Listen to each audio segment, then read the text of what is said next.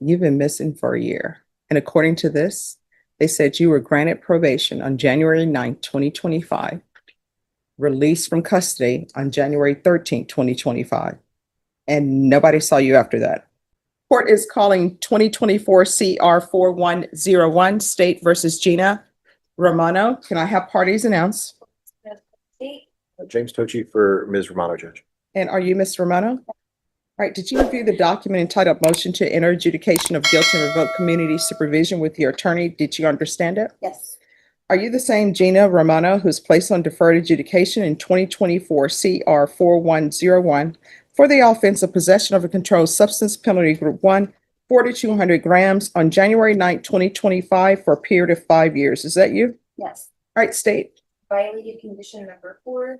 In Bexar County, Texas, the defendant, Gina M. Romano, did veterinary fail to report the supervision officer as directed in the months of February and March 2025 in violation. How do you plead to that? True or not true? True. Did you understand by pleading true to violation of condition number 4, the court could find it true, grant the motion, find you guilty, and sentence you up to 20 years in prison and up to a $10,000 fine? Knowing that, do you still wish to plead true to violation of condition number 4? Let's pause for a moment because what just happened here is extremely significant. When Gina Romano pleads true to the violation, she's essentially admitting that she broke the conditions of her probation. That gives the judge full authority to revoke her deferred adjudication. And here's the critical part. Once deferred adjudication is revoked, the judge can formally enter a guilty conviction and sentence the defendant anywhere within the legal range of punishment. In this case, that range goes all the way up to 20 years in prison. So even though the violation might sound small, simply failing to report to probation, the legal consequences are anything but small. Now the defense is trying to convince the court that life circumstances, not criminal intent, caused this violation. But the judge's real focus is accountability. And that's where the tension in this courtroom starts to rise. Yes. Court will find violation of condition number 4 true. Is there a proposed agreement? If the proposed agreement is to deny the state's motion and alter and amend to add 90 days BPS monitoring, which is air time switch notice and 8%. Yes. I mean, we're in agreement on the recommendation to the court. I explained to Ms. Romano what that entailed. One request I would have is if the court can waive those fees if the court is willing to go along with it. She did get off to a very poor start, Judge. She has a couple really good reasons why she had a baby right when you placed her on probation. Who just turned 1. At the same time, she had a sick mother who is, as I understand it, she is still in a coma. She fell into a coma the day she was released from jail, Ms. Romano. She works. She has a husband. She's far more stable now than she was a year ago. And so I hope the court will allow her to kind of begin again on her probation. You will have tabs on her. She does work. She does care for her child. And she is prepared to follow the orders of the court. All right. Any objections to the court reviewing the court summary? No, ma'am, not at all.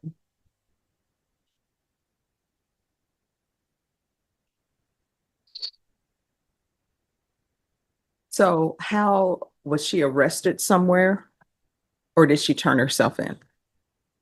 I don't know. On the MTR, Mm-hmm. Yeah, my husband and I turned myself in. I called the police to my house. All right. Do you want to raise your right hand for me? Do you solemnly swear or affirm the testimony you give will be the truth and nothing but the truth, so help you God? Yes. All right. You can lower your hand, state your name for the record. Gina. All right. So how did you become aware of that there was a warrant? I had called the non-emergency police to see if I had a warrant. Okay. And then, and what, I knew that I didn't do my probation. and did they tell you had a warrant? And then what did you do? And then we made the decision for me to get this handled and taken care of. I'm sorry, I can't And hear. then we made the decision for me to get this handled and taken care of. So it's not like over my head. And how did you make a plan to do that? What did you do? I decided to turn myself in, to just call an officer to my house to arrest me, so I could come and have this handled. Ask for a second chance. That's what I'm asking. Oh. And you've been missing for a year. And according to this, they said you were granted probation on January 9th, 2025, released from custody on January 13th, 2025, and nobody saw you after that.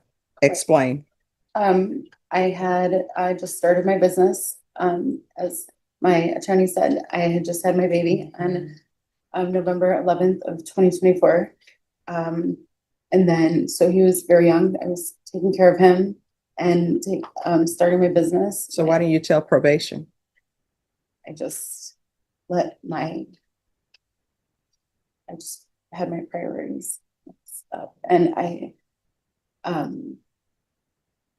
in the year of taking care of him, in the year of starting my business, my husband and I we have a house rather than an apartment. So when I came out of jail last year, we were in an apartment. Now we live in a house. We have a car, a truck, 2 motorcycles. See, here's the thing. You're telling me all of this as for reasons why you should not be revoked and go to prison. But you're not explaining to me why it was so difficult for you to go to probation, report, to pick up a phone and call probation and say, hey, probation, I have this that's going on in my life. Everything is hitting me all at once. And you know what probation would have said? Take a deep breath, come down and report. I understand. That was my mistake. I mean, not mistake. Those were your choices. So I'm trying to figure out why I should not revoke you. You're telling me about all of these. Well, I have a home now. I have a child. I'm ready to do what's what. That's you throwing yourself on the mercy of the court. And I used to be a defense attorney, and I would always tell my clients, what you're giving me is just throwing myself on the mercy of the court on your behalf and saying, please, judge, don't sentence me. But I have nothing.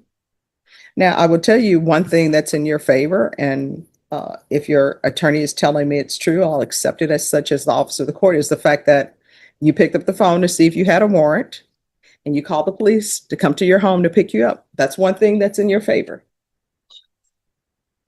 This is one of those moments where the judge is drawing a very clear line between mistakes and choices. The defendant is describing everything that changed in her life: a baby, a business, a home, a family situation. But the judge isn't hearing a clear explanation for the one responsibility probation requires: checking in and reporting. And the judge makes a point that resonates in a lot of probation hearings. Courts understand that life gets messy. People lose jobs, get sick, have family emergencies. But probation officers can only help if they know what's happening. What seems to matter most here is that the defendant disappeared from supervision for an entire year. So here's the question for you watching.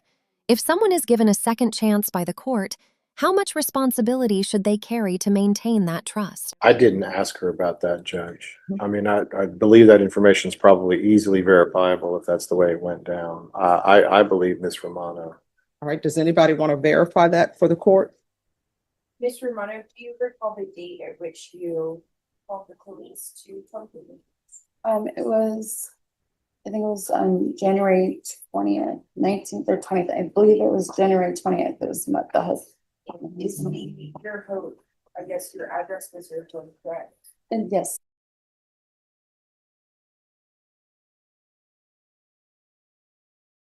All right. So they said you called the police to come pick you up. That's a good thing. That's a thing in your favor. Yeah. Probation, I'm sorry, state, what are you requesting? I'm asking you to follow the agreement and the let's give Ms. Romano a second chance, given the circumstances, and should she not comply, all of that. All right. So this is what I'm going to tell you. One, I don't think GPS is appropriate, but you do need to have some form of punishment because you've been missing for a year. And that form of punishment is going to be that this will no longer be a deferred adjudication. This will be a guilty verdict. So I'm going to give you a choice. You only have two choices. Don't ask for a third. One, I am going to find you guilty, place you on probation, or two, I'll sentence you today and I'll sentence you to 2 years.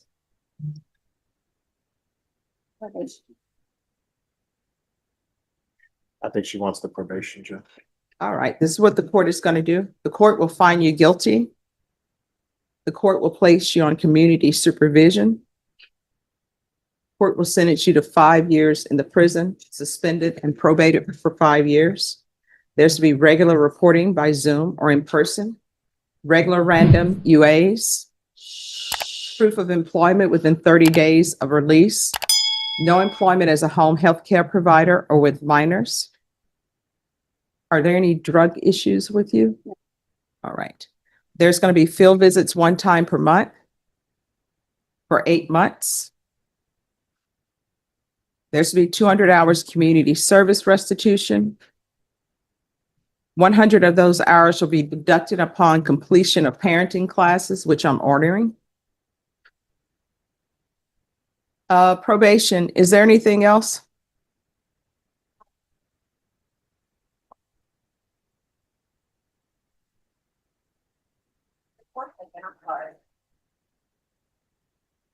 And on a previous probation, there was no, you know what? We can go ahead and do a TAP evaluation out of custody. Yes, Judge. Judge, I would like to have her report weekly or monthly. All right, weekly reporting for 60 days. Is there anything else, probation? No, Judge. Is there anything else you need from the court in order to be successful? All right, did you review the document entitled Trial Court Certification of Defendant's Rights to Appeal with your attorney? Did you understand it and sign it? You have a limited right to appeal. That right to appeal is as it relates to the allegations in the motion, not the fact that you're on deferred adjudication. Because this is a felony conviction, you're not allowed to own or possess any weapons or ammunition. If you have a question over what that is, you'll need to speak to an attorney. Do you understand?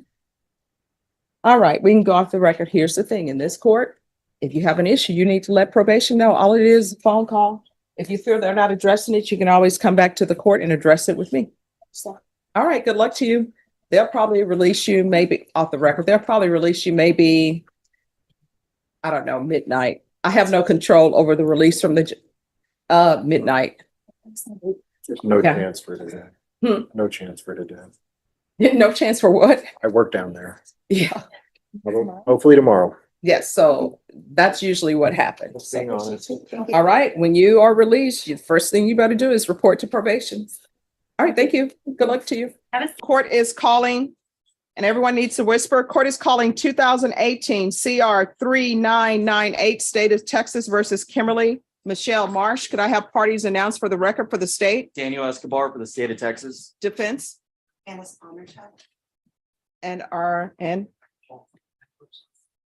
good seeing you. All right, Ms. Marsh, I'm showing you what's entitled Motion to Enter Adjudication of Guilt and Revoke Community Supervision. Did you review that with your attorney? Did you understand it? Are you the same Kimberly Michelle Marsh who was placed on deferred adjudication in 2018 CR 3998 for the offense of possession of a controlled substance, penalty group 1 less than 1 gram, on November 15, 2018 for a period of 2 years and extended for a total of 3 years? Is that you? State? Violated condition number 41 on or about the 25th day of October 2022 in Bexar County, Texas. The defendant, Kimberly Michelle Marsh, then and there failed to comply with the rules and regulations of the felony drug court program with continued use of controlled substances, namely cocaine and methamphetamine, in violation of condition number 41. How do you plead to that? True or not true? State waives all the violations. Any objections to the state's waivers? No objections to the waivers.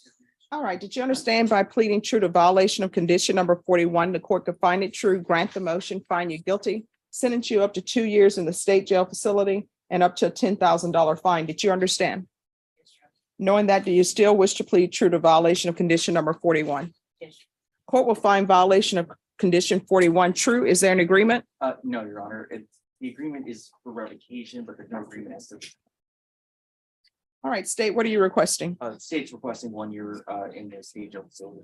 Defense, what are you requesting? Your Honor, we are asking for you to consider the 277 days that she's already served her time, big time served.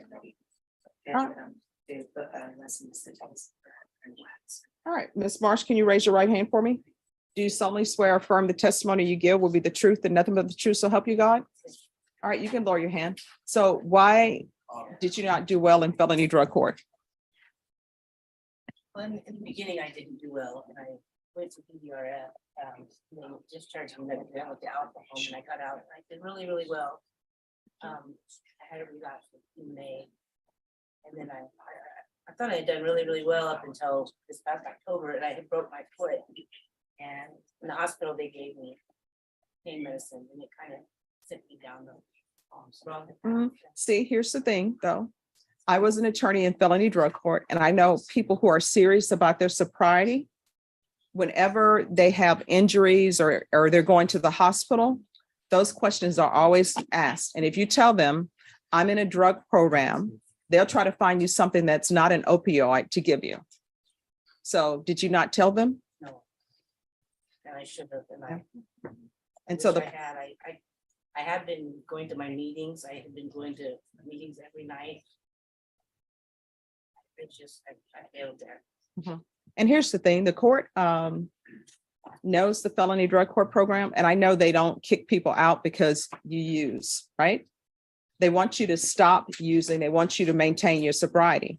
Now, what this sounds like to me is there was continued use and no real effort, because if there were real effort, felony drug court would still have you and they would still be working with you. So the state is asking for 1 year.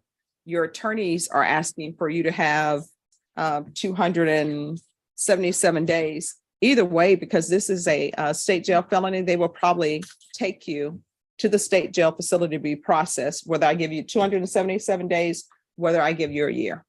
So this is my question for you. What do you think you deserve?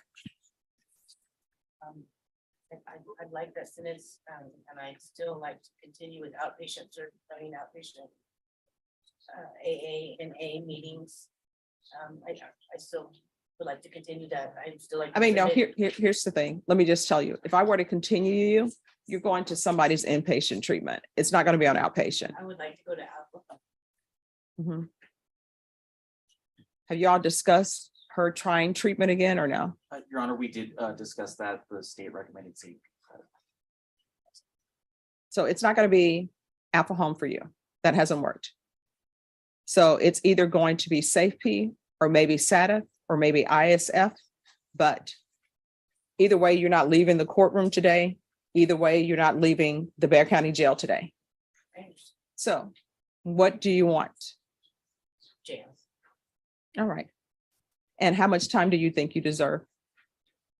This is not what you want. It's like based upon what you've done. Okay.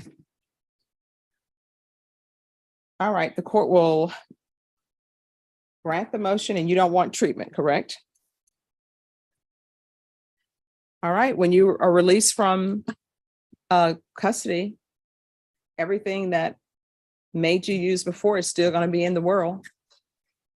And what I can tell you is people who are selling drugs, it's not FDA approved. You may end up with some bad drugs. You may end up ODing, or you may end up getting caught before you use, in which case you're going to have another case. I plan on continuing outpatient, well, AA and NA when I get out as well. I belong to the lifeguard NA meeting over there on Woodhouse. Okay. Well, if you want, I can recommend the therapeutic community for you. It doesn't extend the length of time that you're in custody, but I can't force them to accept you. You'll have to ask for it. So would you like that? What is that? It's to help you with your drug issues. Yes. Okay. All right, the court will grant the motion, find you guilty, sentence you to 1 year in the state jail facility, give you credit for any time served. And the court will request that you be placed in the therapeutic community. going to show you what's entitled Trial Court Certification of Defendant's Rights to Appeal. Did you review that with your attorneys? Did you understand it and did you sign it? Yeah. All right, this is not a plea bargain agreement. You do have a limited right to appeal.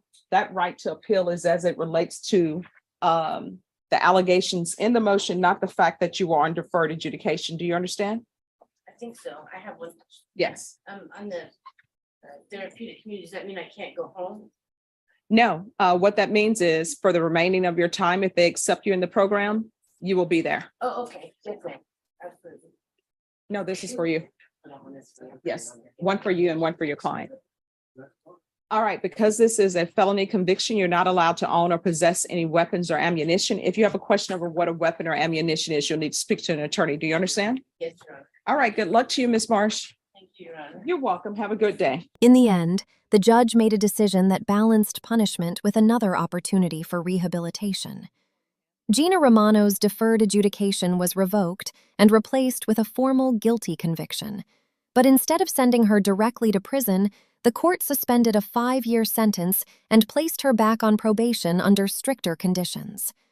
That means the defendant avoided immediate incarceration, but the stakes are now even higher. With the conviction on record and tighter supervision requirements, any future violations could result in a prison sentence being enforced.